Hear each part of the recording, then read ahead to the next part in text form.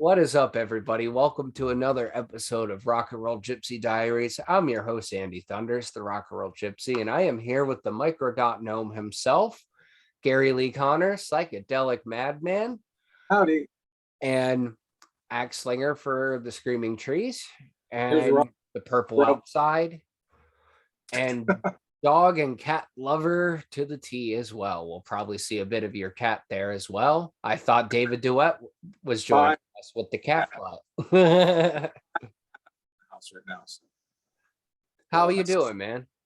Oh, pretty good. Just thing with Lanigan dying has got everyone I know down, but things happen. Yeah, I mean, keep on going. Yeah, I don't think Lanigan would want, a big, sappy, morose kind of Kurt Cobain, thing in a way. Yeah, I don't think. I mean, I was just struck by how many people, like in the regular news, that they were Pop. Yeah, that. I mean, he's really, besides the Screaming Trees, it's really, his whole solo career is really big. It's like he has the respect like so many artists and stuff. And he definitely covered a lot of different musical ground, that's for sure. Yeah. I mean, some of it I thought, would work if he did something different, like some of the electronic stuff. The sounds didn't seem to fit the tone of his voice, but that's a personal thing. But I got to give him props for doing something that's completely unique. I like that last thing he did with it came out of Halloween, was Dark Mark and Skeleton Joe. Oh, that was cool as shit. I'm not gonna lie. I thought the song was great. It was like his old high voice, like yelling almost. Yeah. But yeah, I mean, he's done so much stuff. It's just likely that some of it wasn't all that great, but some of it was really amazing. And there's no doubt to me that he had one of the greatest voices in rock music ever. I mean, and I've said this, and I think I've even said this to you. I think out of all the bands, you guys had the best singer, in my opinion, or at least my favorite singer. And I think there's a lot of people that would agree. It's so funny because back when we started, you would have never known. I mean, if you listen to Other Worlds, our very first recordings, I mean, he's just, very young Lanigan there. Idea you could sing. And somewhere in the next year, when we were working on that first album, Clairvoyance, he realized he could sing. And on that record, he does a lot of really great singing. And, later on. And on Even If, and especially When, he did really good stuff too. He used to. I think when he found his voice was on Invisible Lantern. Huh.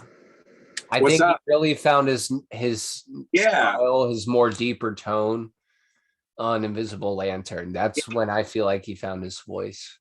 Gray Diamond Dip. Oh, that's such a great one. Yeah. Yeah, I love his higher register too, and all the early Tree stuff. That's like he sings a lot of it like that.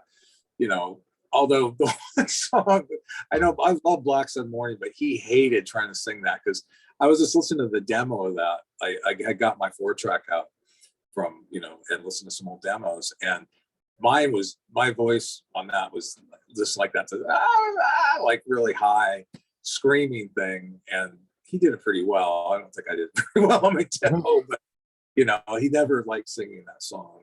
But it's I love that song. So. Well, I could see how, as a singer with a lower register, getting that right and on time and in cue would be very exhausting.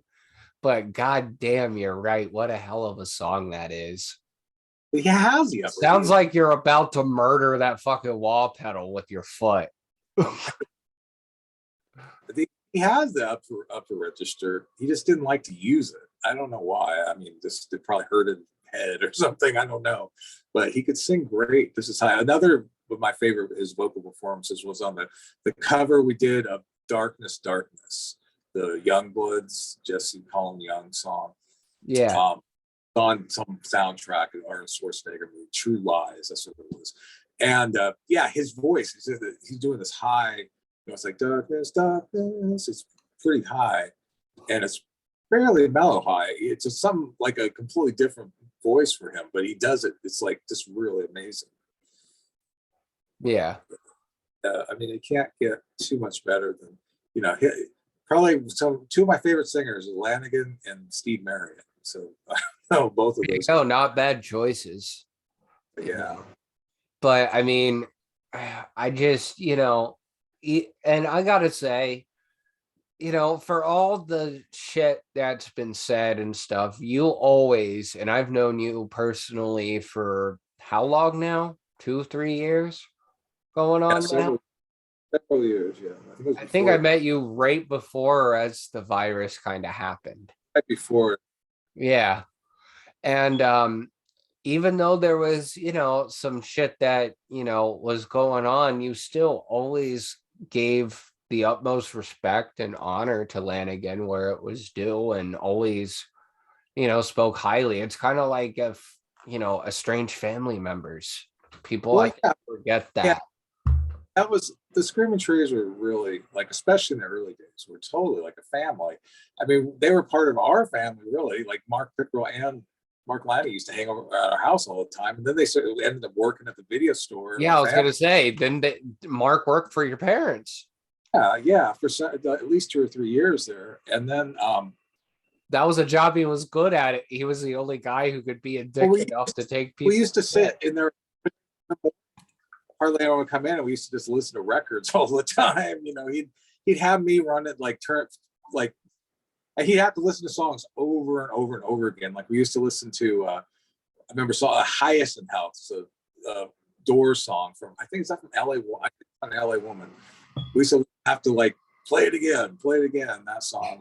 There's some other ones too, I can't remember other ones, but yeah, he always lived down the Doors thing, even though he definitely was way into the Doors until people started saying, you sound like Jim Morrison. So then he's like, no, I don't want to sound like that, which is no reason not. See, and that's the thing with a voice like his and the way he sings. Like people have listened to my poetry record and told me it reminds me of Jim Morrison and Tom Waits. It's like, well, thank you. Those are my influences.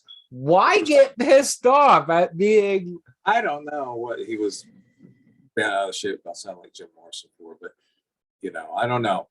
Maybe I have no idea. Why would But you hate being in a band with psychedelic influences if you're really well, into the horror? that's probably the only thing that like I said, I didn't read the whole book. I kind of heard most of it secondhand, but I read parts of it, and the part that hurt me that I wouldn't want to read anymore was the part where he said that all the like early Screaming Tree stuff was a bunch of shit. It's like, Yeah. And see, I don't know if he wrote that book in a past tense train of thought or not. That's kind of what I'm maybe. yeah, I don't want to say anything bad about Mark, but I think that some substances may have been being used at the time when it was written from information I've heard. But Yeah. that, And, but it would make perfect sense. well, I mean, a lot of people who have had experiences in certain substances that he's known to use Yeah. said that about the book, that the way that that book is written, it's not necessarily Well, someone. it makes too because later he like wrote letters to me and talk and texted man and apologized for the whole thing. Yeah. I mean, I. I don't know. I'll just give him the benefit of the doubt because, like I said, I even thought at one point maybe it's some sick publicity stunt to get people back into the trees and get people to tell him, no, you're wrong. It's good and pay you a bunch of money. It did get more people to listen to the band, I guess. By trashing all the early records we made that got us a major label deal.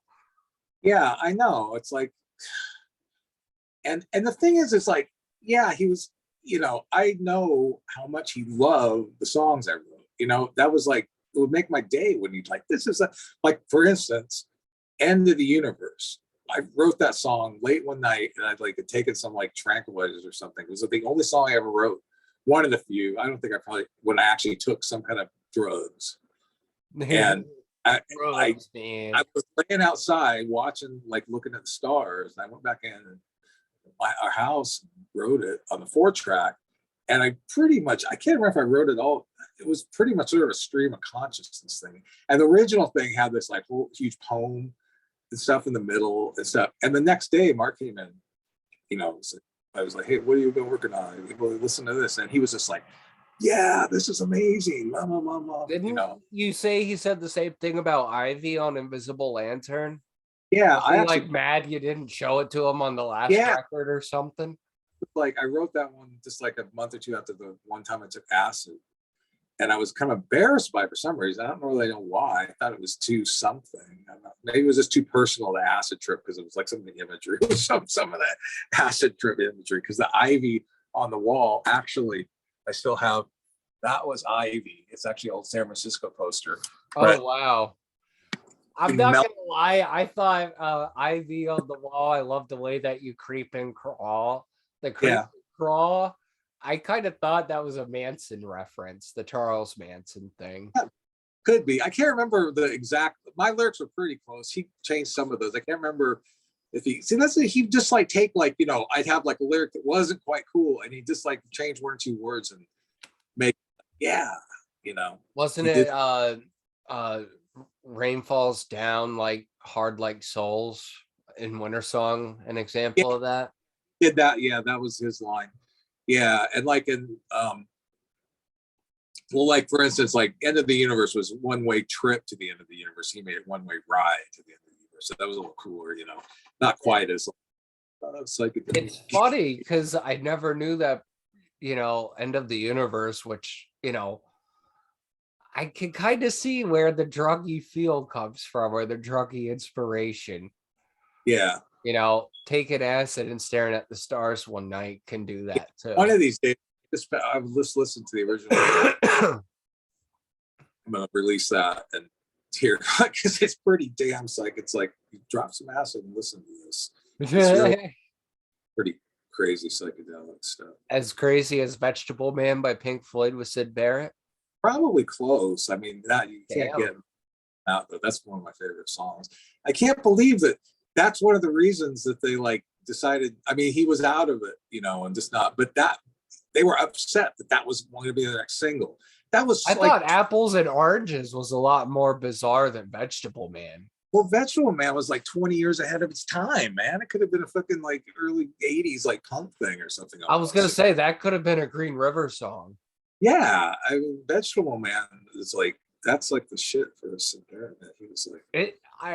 I almost wonder. I mean, they talk about Sid possibly had a mental illness. I almost wonder if he was somewhat autistic and acid just could be.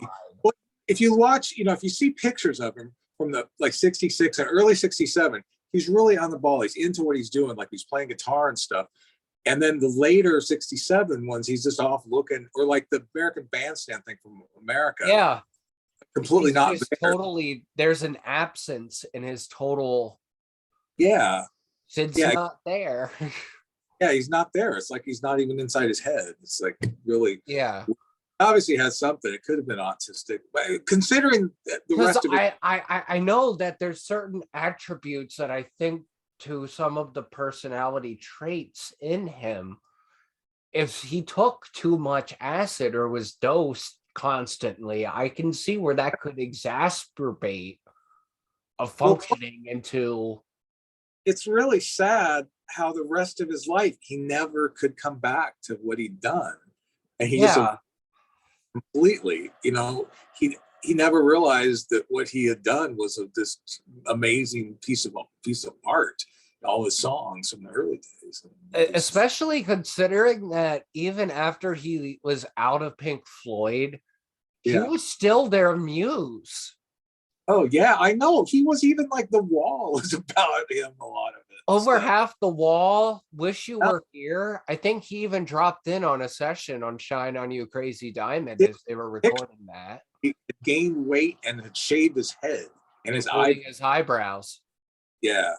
That's weird. I read somewhere that the rich rock star who's paranoid is supposed to be Syd Barrett, and the little boy is supposed to be Roger Waters. Well, I think they had a lot of guilt too. I think because they made it so big, and then Well, they felt guilty about how they handled that situation and they couldn't do more for him or help him. They lost a friend. I mean, David Then they, Gilmour was even friends with him and played early shows with his back to the audience because, yeah. Well, then they were like, they were floating around for several years, not knowing what to do because their main songwriter was gone, and they the instrumental stuff for a while. They had Rick Wright, right? He was a great songwriter too. Like he wrote like that Paint Box and yeah, there's a lot of great stuff like that. I love the Moore record with Ibiza Bar, the Nile song, Great yeah, is the Color. right. I mean, And so I think someone said that the Moore soundtrack was David Gilmour just smoking a bunch of pot, writing a bunch of songs, and it's like it feels like that. So yeah, I was way when I was like in high school, I got way into dark. That was one of the first albums I got way into, probably, but I kind of left it behind because it was like awfully cliched after a while, But yeah, but it is at first I used to be like, guys, you got to hear this Pink Floyd record. It's the yeah, weirdest but yet most beautiful thing you'll ever fucking hear. yeah, And now it's like, I prefer Piper and I still do. yeah, me too. I mean, yeah, there's nothing better than the Sid Barrett stuff in his solo albums.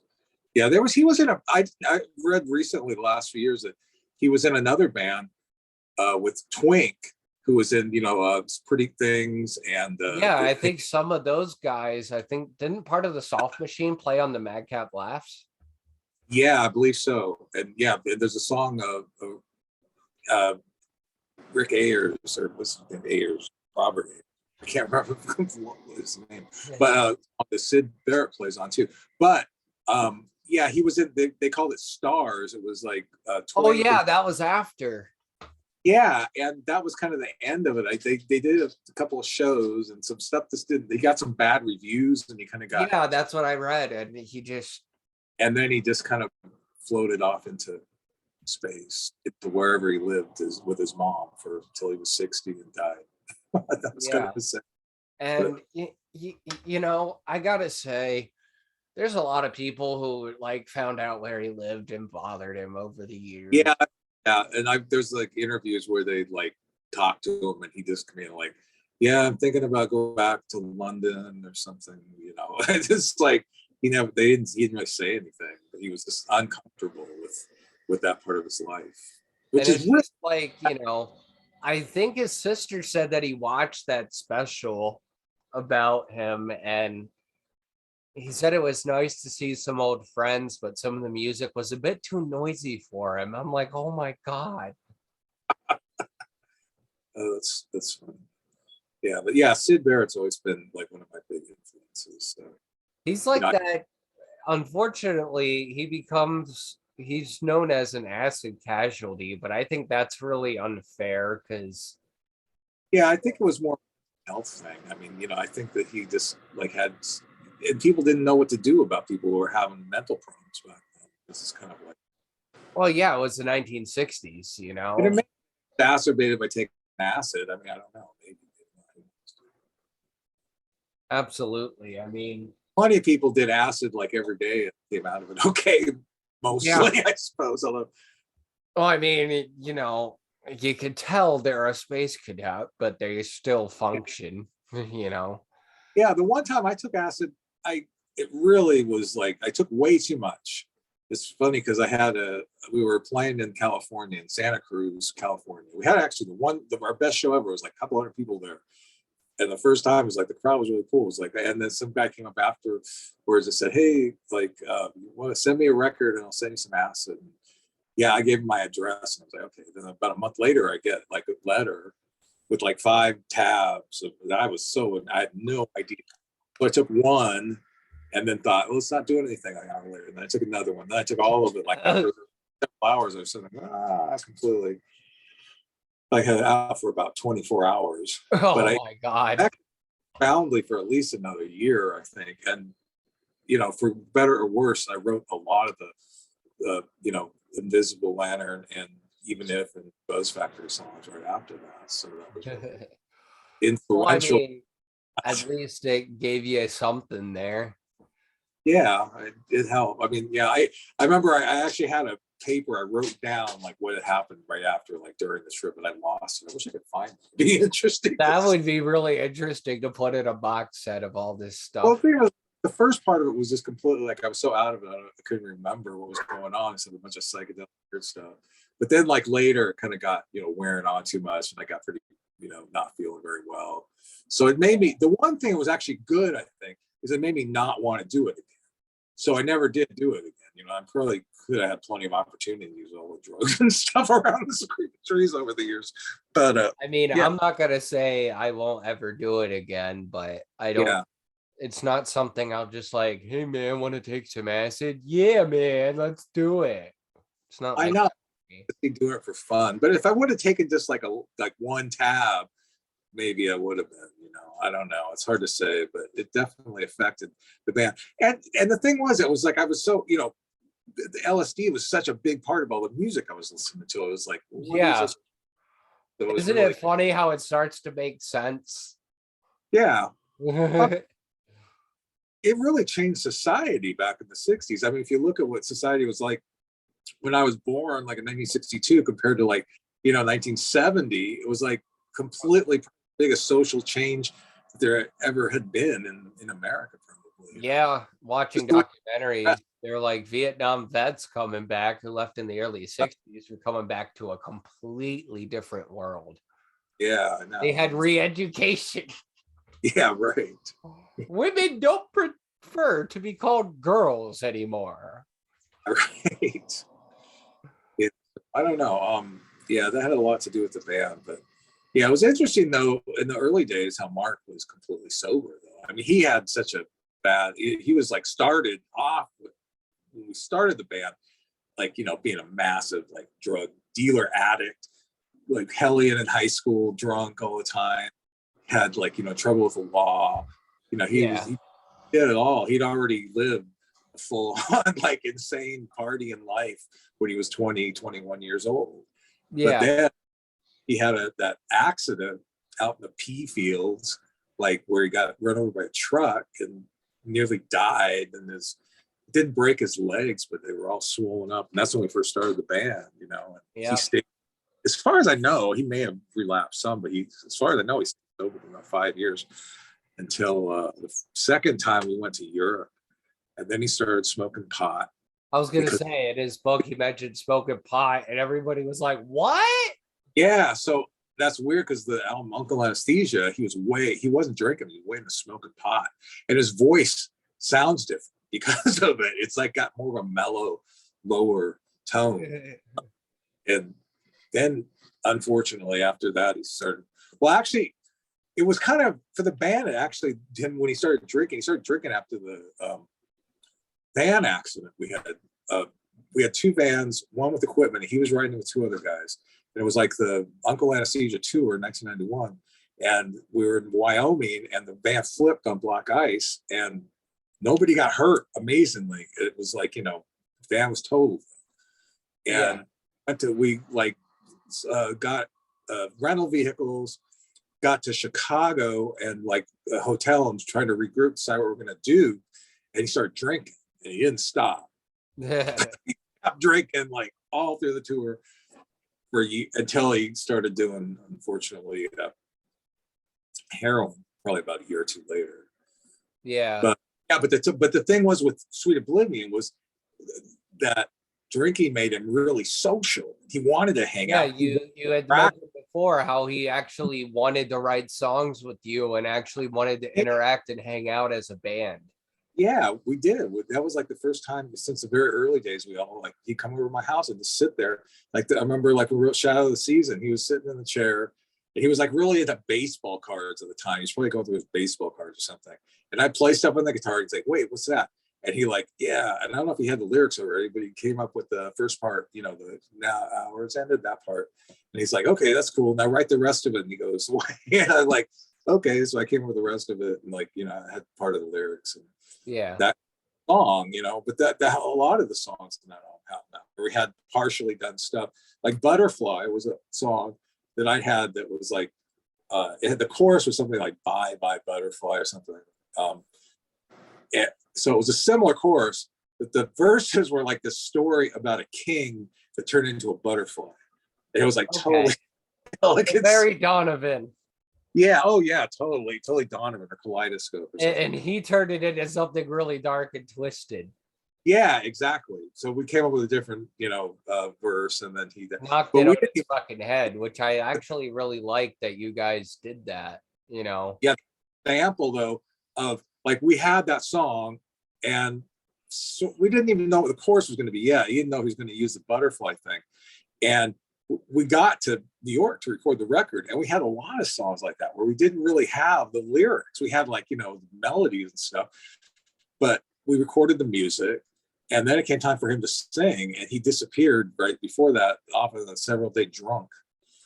And he showed up, we found him finally, and he was so hungover. And he sang this he came up with the lyrics for about probably at least a third or half the record, and sang it all like in 3 days while we were like left the studio, and we came back and it's like, Jesus, he do it. And then we listened to it. It's like, holy fuck. Did he come through? That's the one time he came through amazingly. It's just like, and that, it's weird how like you could tell what different substances yeah, more so with a singer than anybody else compared to what he did on Dust. I mean, I'm not bashing Dust. It's a brilliant record, but you can hear that yeah. That was just unfortunate because 3-year difference, right? yeah, Basically. yeah. I mean, and yeah, and so he wasn't. I don't know. I don't know his exact drug history or whatever. There's no use getting into that.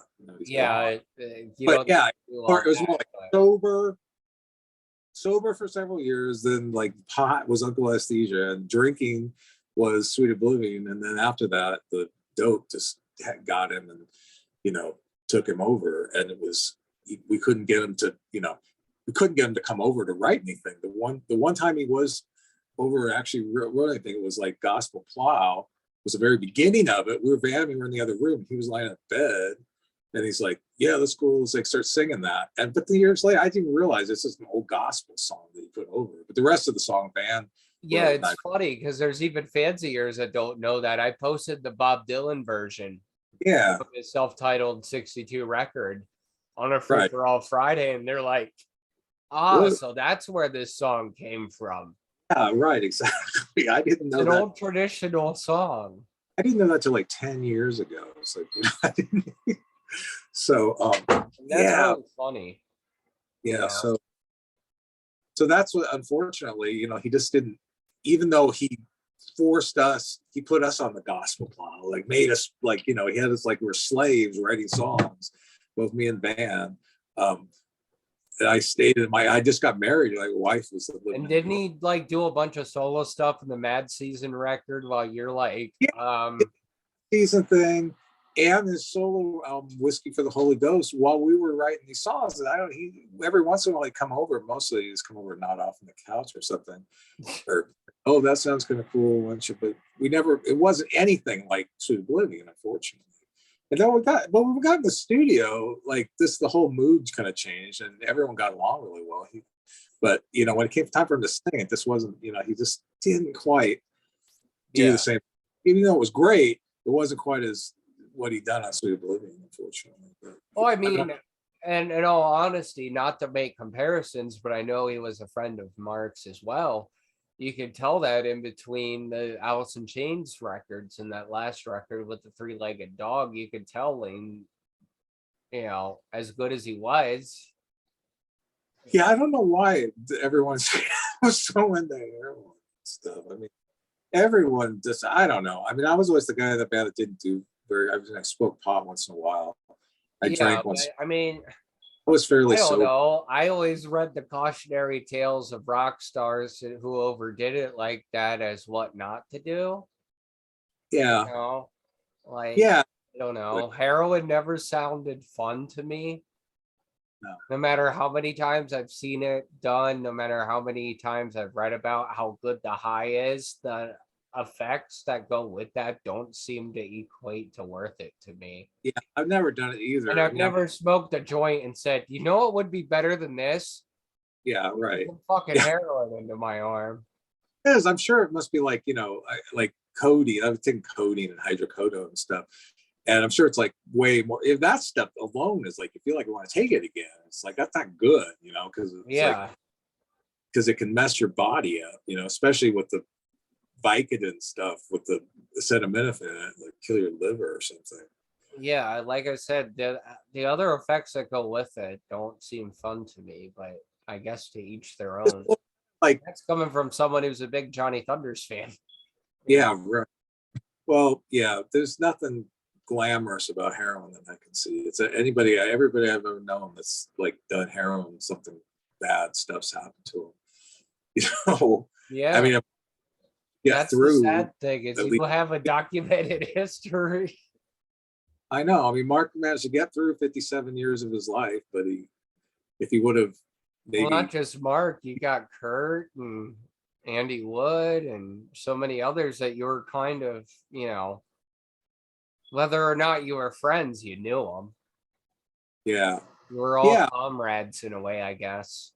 Andy Wood, one time he came in the studio at Reciprocal when we were recording Buzz Factory, and then I saw Mother Love Bone open for the Cult one time. That was interesting. It was weird though, because like on a big stage, it didn't quite come off as, because he was sort of it was like, kind of a parody of Van Halen almost, like, or David Lee Yeah. Roth. But on the big stage, it kind of came off like not quite like a parody. I don't know. If I seen him at the Or Central, before he was taking the piss I can't and remember. it didn't come across as he was taking the piss in a big theater kind of thing. Yeah, exactly. Yeah, because it just, I don't know, but I like the music though. Oh yeah, there's no doubt. I'm just saying it, like, when you talk about, drugs and stuff, you definitely have been around some of the most famous and some of the most prolific, and I don't. Well, it's just like that Alice in Chains tour we did in 1993 in Europe. Yeah. I mean, I don't know. I heard a little bit on and off, but just the dramatic shit of trying to like go over borders when you have like two massive junkies in the band. It's like, I mean, well, for God, when we came back from that tour, um, one of our roadies had me. He had like he put like a bunch of needles in my bag, and I didn't even know it going through customs. And after we got out of customs, he's like, "Oh, this stuff's all in your bag." It's like, fuck. It's like, thank you. That has to be terrifying, and yeah. I know. It's like he's gonna worry about stuff like that. He's not doing it yourself, but still, like, there's somebody in the bus that's like, who knows, hiding stuff probably. And back then, it was like not the EU. It was like you had to go over all the borders, from France, Yeah. sure, England to, well, now you have to go to the border with England, I guess. But Yeah, I know what you mean. But no, it's sad, man. But like you said, we just got to keep moving on. But the stories, I'm sure, yeah, you've been going through your old 4 tracks. There's something in the works there at least. And yeah, everybody's talking again. And I'm trying to get out there to see you. So what does that tell you?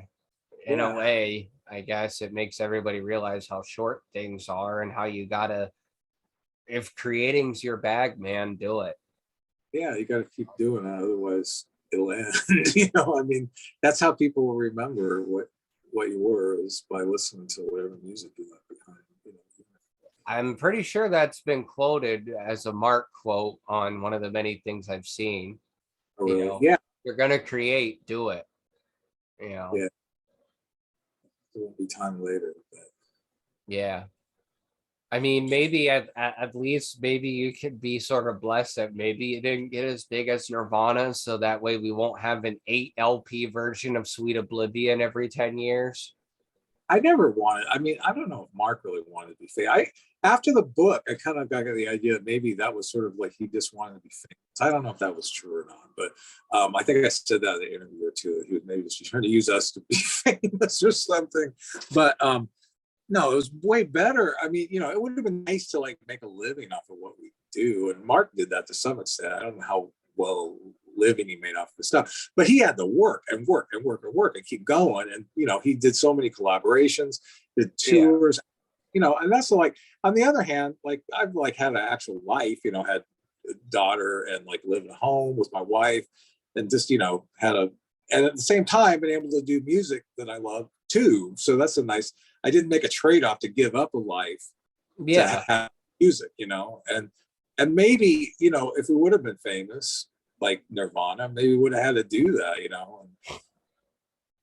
or even just to, to be able to make a living off it, Yeah, I mean, it's just one of those things that, you know, I don't want to see the price gouging start to happen off the back of another dead rock star type thing. Oh, I I mean, guess to a degree it's a good thing. I mean, I saw the 8 LP box set. I'm like, why? What more could we possibly get? yeah, I just saw that. I didn't realize, did that just come out? It's the 30th anniversary, but that was like last fall, so I'm not sure what it Well, was. So maybe it's been the delays at the record plants that's been happening everywhere. yeah, it could be. Yeah, but it's like what, like basically like one song aside or something like that. I don't know. Are they all 45? Is that why it's got so many Something like that. I don't know. Or there's so much bonus stuff. You get all the demos that over half of them have been released since 2004 on the box set. Yeah. You know, Well, like big record, I can like, get the box set. I can get behind that. And, the DVD stuff, that's completely different. But do we really need 8 LPs worth of Nevermind era Nirvana I know. in Yeah, 2022? yeah, it'll be interesting to see if Epic does anything, because I mean they don't really have much in the way of extra tracks. We didn't really leave too much on the other tapes of the Epic stuff, except for that aborted thing, but that wasn't really completely, some of the songs weren't completely done. So Yeah. yeah, and they've really released, like Sweet Oblivion on the, like with the B-sides and stuff, and Dust too already. Yeah, I thought one of the coolest things would be to do is like remix Uncle Anesthesia, because it was like, that was this was our first major label record, and Terry Date, mixed it. It just seems like it's smaller sounding than a lot of the later stuff, that it could be like, be nice to remix it maybe. Yeah, I'd really like to hear Clairvoyance, especially. Yeah, Is I there would. any word on where those tapes are? Last you said you knew Lanigan had them. We don't. Yeah, he had them, and as far as we know, they got, like, the last time they were seen was in a storage space that got repossessed and sold off. Yeah. So maybe they got recorded over. Maybe they got thrown away. Maybe they're still out there somewhere. Maybe Mark really hid them somewhere and willed them to us. That's my secret wish is. I wish he like. I'm surprised Steve Fisk wouldn't have anything, because didn't he? Yeah, what happened play on it too? after? Yeah, but after we got signed to Epic, Gotcha. we started being Susan Silver managing us. Mark went to Ellensburg, got all the tapes from Velvetone, and took them and left them in Susan Silver's office in his closet. But then after we broke with Susan Silver, he went and got them, and he kept them at his house for a while. At one point, he supposedly pawned the tapes. I don't know if it's true or not, but I know he pawned a lot of like guitars and stuff. Like, cause when I finally like was getting a few extra guitars, like, cause like had like touring money or whatever. That's nuts, man. So yeah, that record might be lost to time. One of the guitars is in one of the museums. Like, I think it's the Museum of Industry or something. Oh, wow. Like one of my old amp, not an amp, but a speaker that I'd written like psychedelic, like Screaming Trees on. And it was not an SG, a Gibson Les Paul, like a maroon one. And I was putting numbers on, like 1 and 2, like Pete Townsend, had the numbers. Oh, gotcha. Okay. Got a 2 on it, because that's when I started to do that. I thought I'd get more. I only ended up having 2. So. That's funny. I had more than less. I think I had like about 5 Les Pauls over the years. Right, that one that belonged to Chris Cornell, that was the best one. That was in 72, I think. He had 2 of, there's like pictures, 1 or 2, I've seen a couple of pictures of him with it. And when we did Uncle Anesthesia, he produced it. we traded guitars. We bought him a new that silver Gretsch. Oh, gotcha. Okay.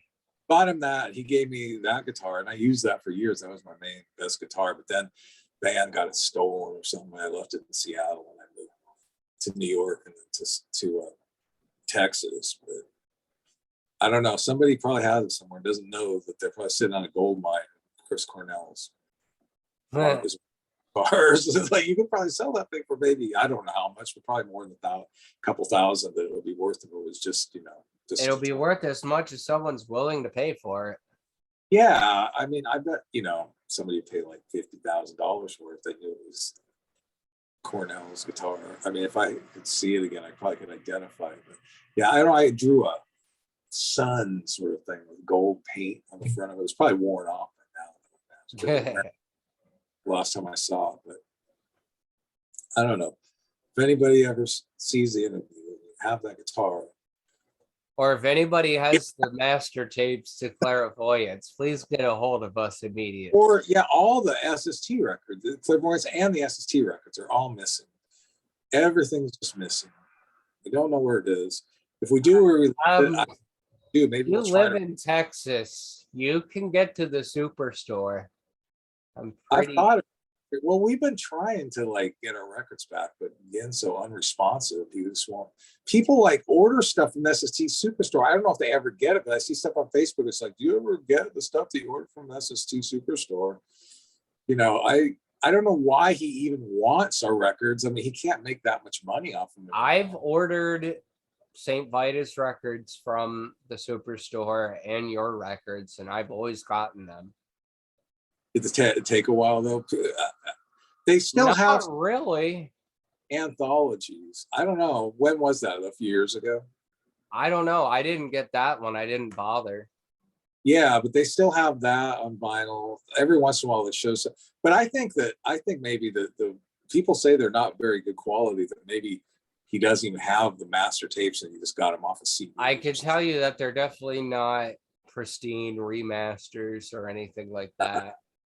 Well, not that we were that. From what I've read in a few articles and stuff, right? He's got a warehouse somewhere in Texas. Yeah, I saw it in Tyler, Texas, and I found his address. I actually sent him a letter saying, "Hey, man, it's Gary the Company of Screaming Trees. You know, because I figured maybe he didn't know. He hadn't sent us.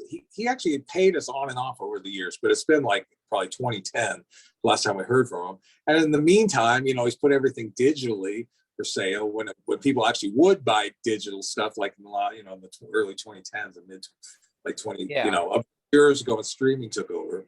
People actually bought MP3s. It's like, but so yeah, there's a lot of people who are unhappy with that man. That's all I'm gonna say. Yeah, so I don't know. I mean, I don't know what he did. Supposedly, he's got spools of tape just sprawled around, and I think someone said that someone from a very respected punk band really wanted to re-release a record or something before they died, and he just basically said, "I would rather do anything but that," or something really cold. And God, I don't know why he's such a. I mean, it sucks because that could be false reporting, but that also came from someone, because I'm in one of many groups. So I mean, you know, what's horrible about it is the whole idea and what SST was amazing for artists. It was like, wow, you can just do a record. And I've heard that people have to pay bucks with lawyers to get their master tapes afterwards. That's the thing. When he just got too many bands on there, too many bands that were selling records, and he couldn't afford to pay anybody. It just became a nightmare for him, probably, I imagine. But as far as like the early days of SST and when we got signed, it was like, nobody, like, we never we never thought we'd sell records to make any money. There was just like putting out a record and being able to tour, and they weren't just like helping with the records. The Global, the booking agency. If we hadn't like had Global as our booking agency with Steve Call and George Schwartz, were the guys there, they got us shows that we got paid for.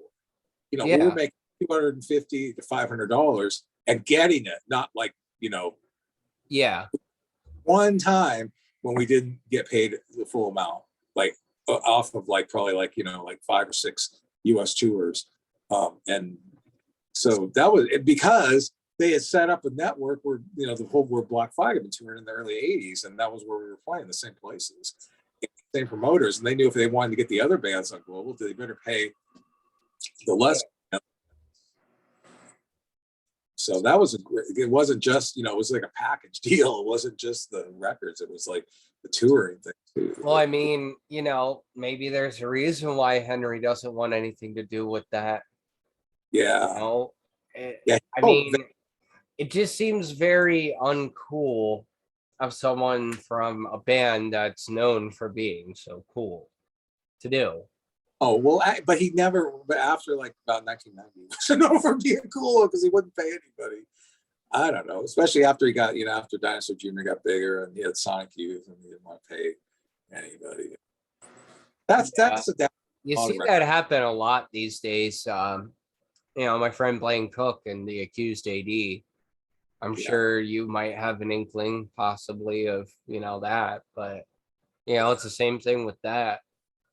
It sucks. Well, that's no problem with a lot of cool record companies. They just bite out more than they can chew, and then they screw up and can't pay people, and they just, you got to keep it small. When you get big, it's much harder to do it at a low level. I mean, how can you have like 100 bands, or I don't know how many they had in SST, but I mean, by the time when we got signed, I think Other Worlds was it 132, SST 132 or 138? So they already had over 100 records. And after, and that was like fairly early, they put out a whole shitload of stuff after that. And trying to handle all that and pay people and get it, it's a full-time musician in a band yourself. That's maddening.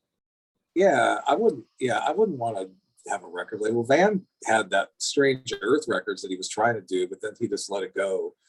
And it's like, I don't want to have anything to do with the record label really, because I just want to make music and not fucking worry about logistics of, on a small level, I just sell everything myself. So, and I don't sell that much, I probably sell a couple hundred copies of everything I do. So that's enough. Yeah. Well, I mean, you sold out of Revelations and Fuzz quite quickly.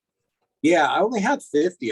See that I could get more, but it's really expensive to get them from Italy. I think I only printed 300 in the Vincibus Eruptum records, but and he'll send me. He just like send me 50 like for free, but he paid for the shipping. Basically, that's like the contract gives me 50 records, and that's how I get paid. But I spend money on them.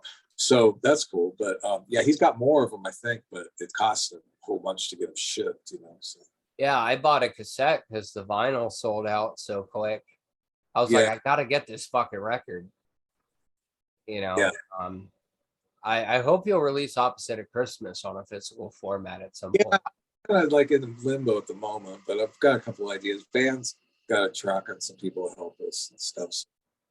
And we may be doing some tree stuff eventually, like re-release old stuff or unheard stuff. I mean, I put out a lot of that stuff on YouTube, like the demos and unheard Screaming Trees things and stuff, because I like people to be able to hear. That's really cool to hear those nuggets, but you can actually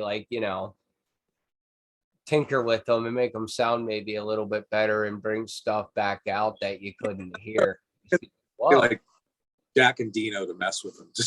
He's pretty good. He did great with the last 10-minute warning record. I don't know if you heard it. This Could Be Heaven. I heard it. I've spun it at least 3 times over on my radio show already. Yeah. Oh, it's so good, and it's something that's I didn't realize that Paul Soldier wrote Rehab Doll by Green River musically, because I think I told him, I said, man, after listening to this, I think Green River may have ripped you off. Oh, I did write Rehab Doll. I'm like, oh shit. Interesting. So anyway, so we're trying to deal with Lanigan dying. I mean, it's not I think it's affected. It's weird because it's affected Band and Mark Pickero a lot more than me. I mean, I'm really upset, but I'm crying and stuff. They were like crying and stuff because I mean I haven't seen them for 20 some years. So No, I it's like, get it, no, but it's like a member of the family dying, but somebody you haven't seen for a long, long time. But no, I get it completely, it's a little more than that because he was so instrumental in all the like creative life. Up to yeah.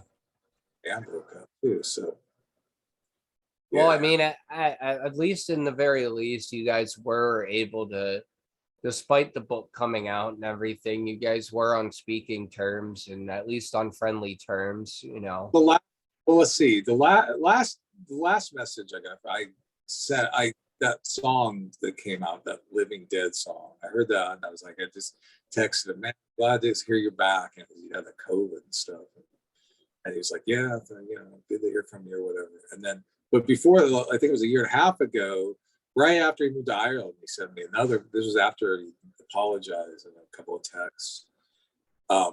He actually was working together again. He wanted to redo a couple of old songs that we recorded and had used like in the 90s and, have me play them and stuff. Yeah, I remember you said that. And I was like, oh. That's neat. I mean, I wasn't all like, yeah, that'll happen, but whatever. It was just nice of him to ask. Well, yeah, I mean, I'm sure if things could have been managed, you probably would have been able to do it. Yeah, I mean, we might maybe a little. I don't think playing just the logistics of actually playing together would have been, even if he would have been into it, having everyone get together would have been easy. Either fly Ireland, Texas, and Washington. Yeah, exactly. But still, I mean, but so, I mean, you've also done solo work. I mean, your first solo album that, you Yeah, put on Bandcamp, and it's funny because you shared Turtle today, which is my favorite track on it, The Purple Outside in 1990. yeah, but yeah, I like that. That's a cool song. But yeah, those solo albums, the Solomon Grundy record, the original idea was to do three. So like I guess I don't know, Mark Pickero. We didn't even know Mark Pickero wanted to write and sing at the time. So me, Van, and Mark Lanigan were going to do solo albums on SST. And in the meantime, Mark had moved over to Seattle, back to the Sub Pop guy. So his ended up coming up on Sub Pop. And Van and I were on New Alliance, which was the record label that Mike Watts started. That it was managed by, I can't remember, was it Robert? What was his name? I can't remember his name. It was some other guy was running it by the time those were on there. But yeah, I hadn't heard from them for ages. And I was figuring, well, I could put it on sell. I always put it on for free, like, because I don't want to get in trouble like with the record label or something. But it's nice for people to be able to, download it. Although nowadays people even download much music. I sell some digital stuff, but man, I mean, what's the point of buying the stuff digitally? I mean, Yeah, I actually went on eBay to find a used copy of the Purple Outside CD because, I'm like, I gotta have this. but it's weird with MP3s and sales. That was like a real short-lived thing. It looked like that was going to be a new thing, but then the streaming thing, just like, I read that like the record industry like had a record amount of profit this last year or something because of streaming. It's really a rip-off in a lot of ways. And then the Spotify thing, I didn't realize that besides the whole Joe Rogan thing, that Spotify was so bad about paying artists until later. So I cut my Spotify like not our. I don't have anything to do with putting the Screaming Tree stuff on there. Yeah, I Like, know, but yeah, own,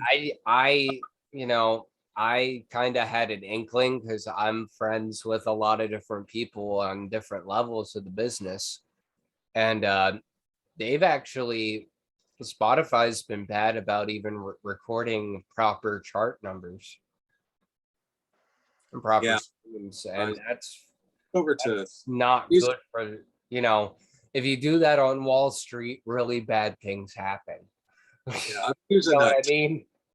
Yeah, I've been using that service called Tidal, and also my wife uses Napster. They're like the two highest paying. They pay like way more, like 10 times as much to artists I've then been told to get a hold of DistroKid for my stuff because that's the cheapest and easiest to but do. yeah, yeah, I've been using this. I've been using TuneCore to get my stuff on the streaming. But the problem is like I pay more than I make on it. It's like I pay like Gotcha, yeah. for Well, every DistroKid's only like $20 a year or something like that. that's deal. I may switch over to that this year because Van was talking about that too. Yeah, I was told about that because my poetry record. I'm like, well, I've got it on Bandcamp, but that's so limited, and I know. Although I just somebody they just had some gaming company bought them and they claim they're not going to change, but maybe they'll actually have some better features or something. The one thing I I've don't read like, somewhere that that companies data mine children's phones. okay, well, let's maybe they won't. But Bandcamp's so clunky to use. Their interface is just like you can't like make any like for instance, like on the records, like on the front, unless you like do HTTP protocol stuff, you can't like have like here's singles, here's records, here's like it's just a Yeah, game like in a line, it's all scattered. yeah, but other they're a great service though. I mean, because They've served us well for a while, but it seems that they're quite outdated and certain. yeah, that's a problem. I mean, it's too bad they. I gotta find out how Van knows how to like get stuff. Like if you have a record company, to get stuff on Spotify or other services just from your record company.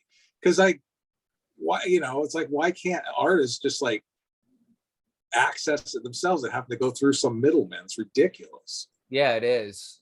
But Why have a record company? But I got to talk to Van about that more. I forgot about that. It's hard yeah, talking to. he posted on that. Yeah. And if you get the chance, check out my poetry record and see. Okay, yeah, I will. I literally did it in an hour, but Really? I've Yeah, gotten great reviews from all different sorts of people. that's Being compared to uh Steven Bernstein and Tom Waits and stuff's an honor, but I didn't, you know. yeah. I Um wrote poems. Well, I told you I wrote tons of poems before I wrote songs. When I was yeah, like, didn't you send a song in to Kiss? yeah, that was really funny. Yeah, they were said back like, sorry, we're not taking anything right now, but thanks for your. My mom, I did. It was my mom did. I was like, it was. I don't even can't remember the song. It wasn't anything that ever got used later. But yeah, it's kind of fun. That's still funny to me. If you ever do find that letter, let me know. Yeah, it might be in something. I just when I moved from Seattle out back east and down here, I lost so much stuff, all my records. Because I mean, that's Kiss fans are rabid about stuff, and that's one thing I haven't heard a lot of people talk about on the many different podcasts and stuff. So that would definitely be a unique story to be able to.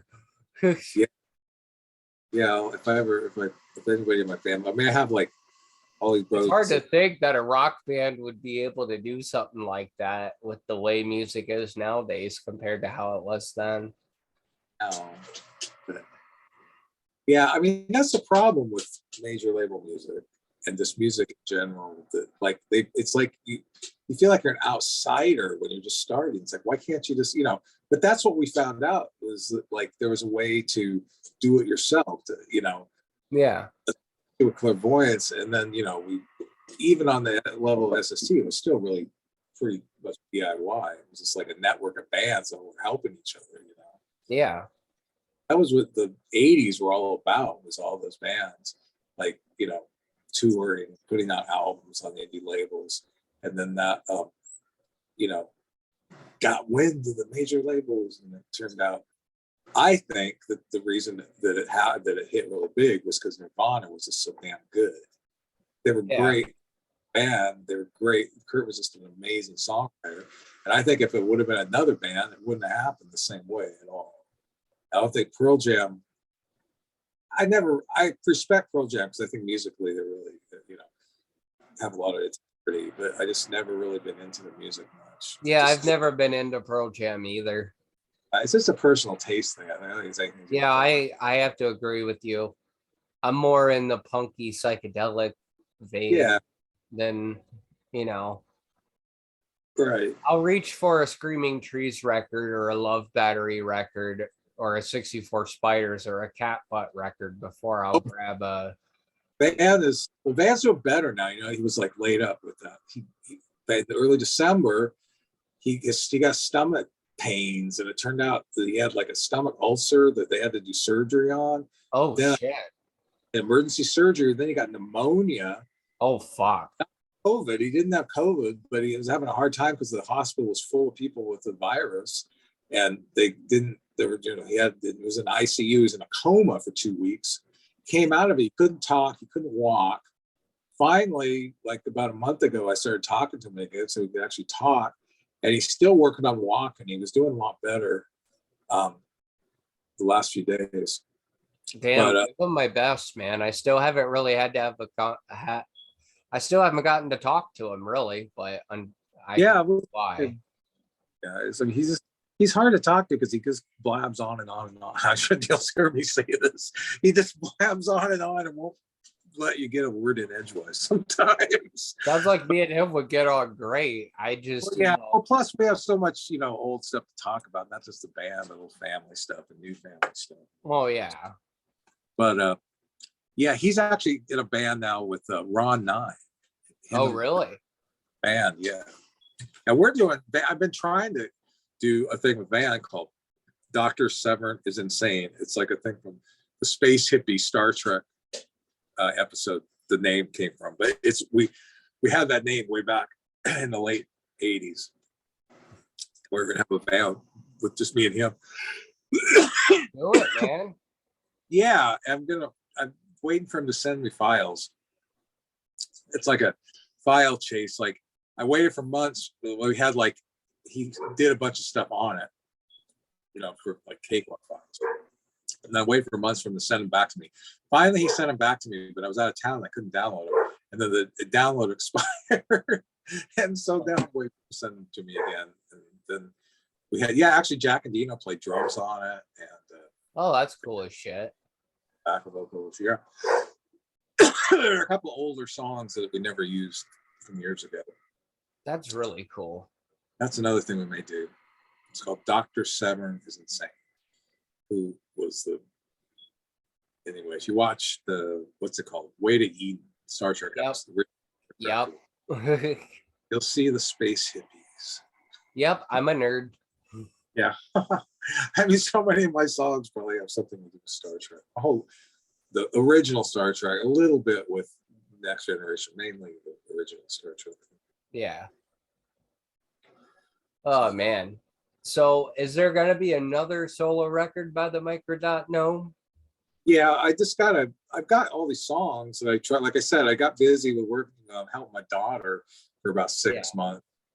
And I was thinking about doing an acoustic record too of some old songs I just found recently that were never released. Because I was really cool. If you want any help, if you need a session guitarist, let me know.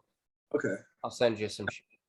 During the late days of the band, I was like, I did the 2 or 3 solo shows, and I was kind of like sort of like working on more kind of acoustic stuff. And I got a lot of those that I never did, that I was thinking about maybe record it, do it quick, and like get it out real quick. But I've got another bunch of songs already to go for the next record. It's supposed to be called Truth Eater. The one song is on Bandcamp called Truth Eater, the title track. Yeah, and it's great. I love it.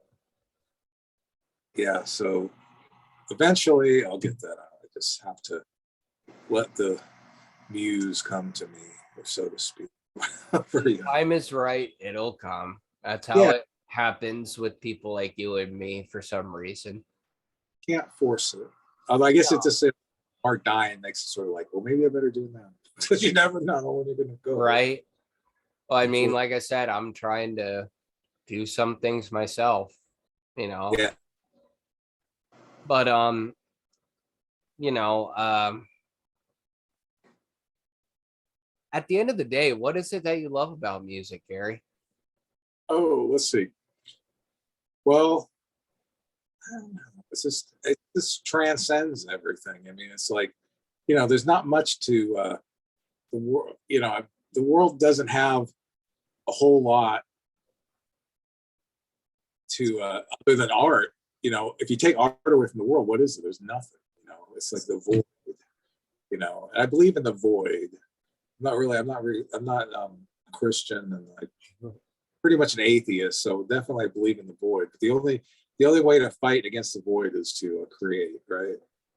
Right. Create a thing that the rest of humanity, or maybe a very small portion of humanity in my case, will remember.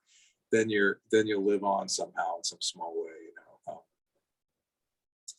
Unfortunately, some idiots like Vladimir Putin are trying to destroy the human race. Probably. I mean, God, let's hope it doesn't get to that. But the guy's crazy. Colonel Tangerine Part 2.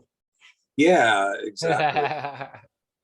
I mean, it's weird because like a lot of my stuff, like the Turtle, one of the reasons I put that was like a nuclear war song. I mean, people who are like my age spent the first half of their life worried about nuclear war every single, not just every once in a while, every single moment, especially in the late. People my age were in grade school when they were told about the towers getting hit by the airplanes. No, but that was like, you know, that's not nuclear war. That was just like, oh God, this is horrible. But it's not Russia. But we started with that, and then everything else leads up to. I'd really like to stop living through historical events. Yeah. Well, the end of the Cold War was a happy time, you know, in the 90s. Right, and now we're like right back. We're at 100 seconds to midnight. Yeah, it's funny because they just did the doomsday clock, and they're like, we didn't change it. Well, they fucking should have waited a month, I guess. Well, no fucking shit you had to change it. Yeah, no. So anyway, you know, if you wipe out the human race, then there nobody will have, you know, remember anybody. You know? So what is for a damn like buffer zone? Like Russia's all like crazy about having a buffer zone. Right? Like I don't understand it. I never will. We surrounded them, you know, like they're in the Cold War. We definitely, you know, you could see their point of view. They were completely surrounded by us and our missiles, and it's not really like that now. But they still think the same way. You know? Oh yeah. Russia's not just, you know, they were, even though they were Soviet Union, they're still Russia. Before they were Soviet Union, they're still Russia. The paranoid outsiders in Europe. They're like the outsiders of Europe, you know. So right. It's bizarre like, to me. They want to have a nice buffer zone between them and everybody else. So, well, let's just hope that things calm down a little bit. Absolutely, man. Because I mean, we got enough going on in the world. Yeah, fodder for more songs, I suppose. That's always good. Less assholes, more rock and roll. I've got a bumper sticker that says that, and I believe it. If Putin was into rock music, maybe he would calm down. He probably is. Yeah. Maybe because he's about. Maybe how old is he? He's a little bit older, maybe not too much. He's late. It's funny because I mean it's been shared for years. You could look back at like music and artists that was banned from Soviet Russia in the 80s and yeah. Well, like those X-ray records, you ever seen they would cut albums on X-rays. Yeah, they would. Banned records were made on old X-ray files because that's I know I've said it about a lot of things, but doing that to be able to listen to what you want to listen to, that's why things like punk rock will never go away when you got shit like that going on. Yeah, exactly. It's like if or any real rock music with a message that isn't hump everything in sight, you know. Yeah. Although some of those songs are good too. I mean, well, yeah, but I mean, you can only do that for so long before it's like, what are you even? Well, I learned my musical lesson like in the early '80s because I started out, you know, listening to like Beatles and stuff, but then I got way into prog rock, I guess, and King Crimson. I was a total snob, and like when punk rock started, I was like, man, that stuff sucks. Blah, blah, blah. My mom was actually kind of into punk rock. She they had like Punk Rock magazine. I remember buying it. Like, I mean, that stuff probably sucks. But then like early in the '80s, like probably in 1981, I started listening to, my gateway was actually XTC. I got Oh English, wow. and it was, you know, very musical and like almost in a way like some of the prog stuff I listened to. And I realized quickly that, wait a minute, there's other music besides just this prog stuff. So I started listening to like Dead Kennedys and Black Flag and a lot of new wave stuff, and you know, just anything I could get my hands on. And so I was like, realize that it's all rock music, you know, It's and all rock and roll at the end of the day. it's the song that makes the difference. It's nothing to do with the playing or the sound or anything. It's just the song. You have to have a song. If you don't have a song, maybe it's kind of cool, but that's why I don't like instrumental music. I mean, I know there's a lot of really cool instrumental bands nowadays, like really heavy or not as heavy psychedelic stuff, but it's just, I just can't quite make the same connection as vocal music. No, I get it. I Yeah. completely get it. Yeah, I actually read the scientific, what was it? I can't remember, Scientific American, some article about like studies that showed like that you're actually the music with lyrics like lights up your brain in a different way than instrumental music. So maybe there's actually something scientific to it. The only thing I could say that for me, I love instrumental jazz.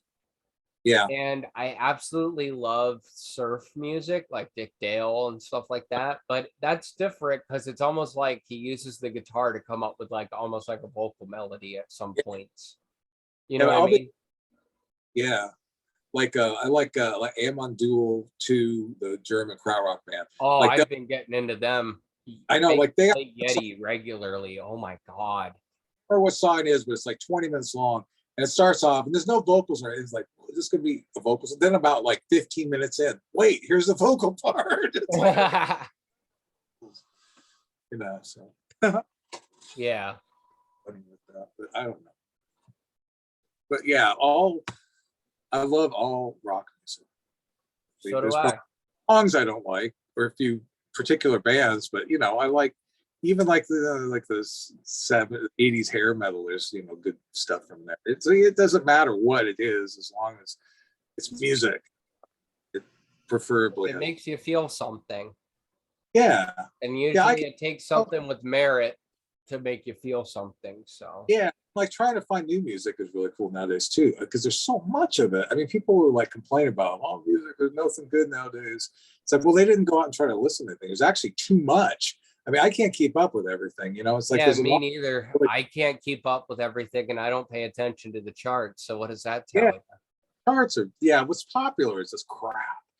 I mean, 99% of close to 100% is The what's crap. reason why is because I stopped being a journalist and doing this stuff and DJing because nobody reads anymore. And you literally have to spoon feed good new music to them. Well, some of it's so, I mean, it's not necessarily bad that stuff's mellow, but some, like this last couple of years, everything's been so mellow. Even like bands that used to like rock bands, like Tame Impala, like their stuff was pretty psychedelic and pretty cool like 10 years ago. But now they're like yacht rock. They sound like Right? Pablo Cruz from the 70s or something. I guess, I don't know. I mean, they brought that back. Now Jimmy Buffett is cool or something from, you know, that kind of stuff. I mean, It's I don't know. like going from like, you know, being, you know, acid rock like Sid Barrett with the Zippo lighter and going to like Steely Dan. Yeah. Yes, that's funny because Steely Dan's like, people used to not like Steely, like punk rock, and now everyone's like, we really like Steely Dan. I mean, I Right? listened to Steely Dan back in my prog rock days. So But you know what I'm saying. You know what they I were mean? they were like too musical. It's like every note is perfect and it had to sound exactly, you know, that's the way they were in the studio, I Yeah. think. Like But you know, they were all right. I still kind of like some Steely Dan stuff. But yeah, I mean, I think I like music that has some kind of edge to it. I mean, be it musically or vocally or lyrically, you know, there's got to be something that catches me that's like grinds on my brain somehow. That's not just right? like Yeah. that. It's like, you know, like, oh, like a AOR, what was adult oriented radio? Is that was in the 70s and Something 80s? like that. Yeah. Like, You like had that's the something. pump Hey, bands like like Stick. like yeah, like people think they like nowadays, like they like Journey.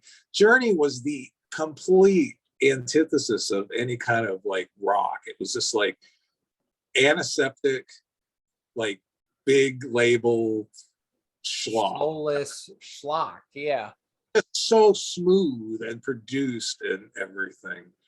And well, they probably had some decent songs here and there. I mean, the stuff that was popular, this was Yeah, but like you said, when it's so perfected and polished, it almost loses that human element that makes it. yeah, exactly. And that's I don't know. We're aging punk rockers, so what the fuck do we know?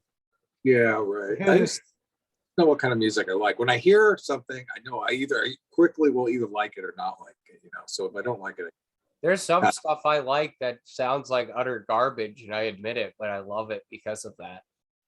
I just keep finding, I have to look a little bit, but I found a lot of great records that I really loved the last few years.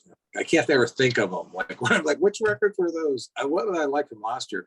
Oh, the band Night Beats. Was that? Yeah. What was the name of the record? Outlaw R&B. That's a great record. It's like got a lot of 60s influences. And what I've been else? listening to a lot of folk punk, a lot of crust punk, and a lot. There's a satanic doo-wop band called Twin Temple. I've really I never heard Satanic Doo-wop. Sounds wild. like it's amazing. I don't know how to explain it, but and Yeah. folk punk, oh my god. I haven't Well, heard anything exciting in the punk genre since I've heard this shit. that's what's great. I mean, I think one thing with going off music nowadays is that like it really has been totally democratized and anybody can release anything. But there's so many things out there that and the problem with it is maybe I just see this too much like in the press and stuff, but people seem to have a problem with not making money off it. I mean, no, you can't make money off of music. You're just lucky as hell. You know, you can't make a living off of music. It's like we tried it and we got really, really lucky and we didn't make a living. I seen that. That's the downfall of a lot of bands today is they worry too much about that. It's like if you're going to do it, it's got to be because of the music. And when we did it not because of the music and because of we were trying to make a living, it was not fun. It became a job. It shouldn't be from your heart and like it's art. I mean, that's why I love music because it's art. I mean, to me, like rock music is like the highest art form. I don't know, maybe somebody like that's complete bullshit, but that's what I think. To me, like I can't disagree because there's so many different variations, and a lot of them are very intellectual, or at least written from an intellectual perspective. So, but on the other, some of the stuff that's like totally screaming in the void is the coolest stuff too. So, hey, it's art. Yeah. People used to think jazz was for deadbeats, and now that's heralded as like musical carte blanche, And it's like, with art, it's like from all the way from, Rembrandt to Jackson Pollock, Andy Warhol, it's an expression. And it's like, that's the way, I feel with music. It's like people are expressing themselves through music. You don't get into music because you want a job. Right. And the opposite. A lot of interviews I've seen with bands the last few years is they're resentful because they can't make a living. That was like Bam was thinking about teaching guitar lessons or bass lessons. That was like one of the first lesson was like, you cannot try to make money off of music. Just don't even start if you're going to. No, like he wouldn't teach the lesson if like, yeah, he was going to have an interview with the people before, and he was going to tell them, if you're thinking about trying to make money off of your music, then don't do it. Don't bother. Because I've been in the music business for 13 years, Gary. Yeah. I sold 3 copies of my poetry record on Bandcamp. What I mean? I mean, I have selling a decent number of records and stuff, and I only sell a couple hundred of my stuff, so it's not like I'm like totally. Yeah. And I do it because it's really nice to be able to have people listen to it and have feedback. I mean, exactly the words that I get of encouragement. Yeah, maybe are more than any dollar amount. Yeah, exactly. You can't buy And it, but in old days, when I was writing stuff in Ellensburg, I mean, most of the feedback I was getting was from Lanigan. That was I was writing stuff for him. That was like, yeah, and that was worth it. Just like because I in the early days, I get a lot more like positive feedback. Later on, it was kind of like no feedback. For every once in a while, like, yeah. oh, that was. Otherwise, like, what are you doing? Like the next day, give him a tape instead of saying, "Oh, that was okay." It was just like, "What are you doing? Write more songs." Wow.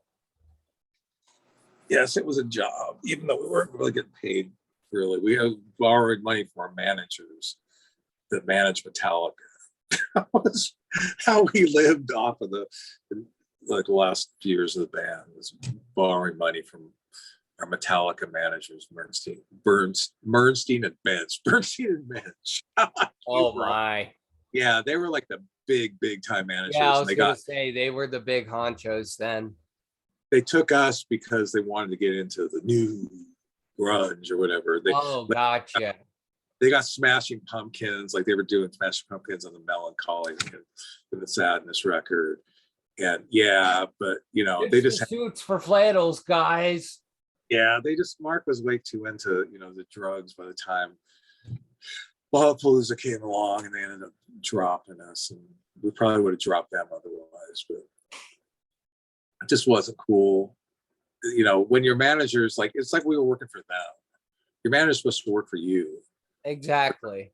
Like they were more, in fact, they were more like a record company that was sucked, like a major label record company. Like they had to play all our stuff for them, and like, you know, it, Epic was never like that. Our A&R guy was Bob Pfeiffer. He was always cool. He always suggests like we make songs like the Rolling Stones because he loved the Rolling Stones. But he was always nice and helped us a lot. Yeah. But No, that doesn't sound like a good fit anyway. yeah, it wasn't a good fit. But that's who we were with, like and so much. And the problem by the time Dust came out, that year was not a good year for rock music. It was like everything was just like they were trying to. The Prodigy was a new big thing, the kind of techno. Yeah, and you had Silverchair and Bush and all. Yeah, exactly. And yeah, the whole rock thing had kind of blown its thing. If we would have put out a record in 1994, maybe things would have been different. I don't think the record industry has recovered from that bottoming out of the late 90s.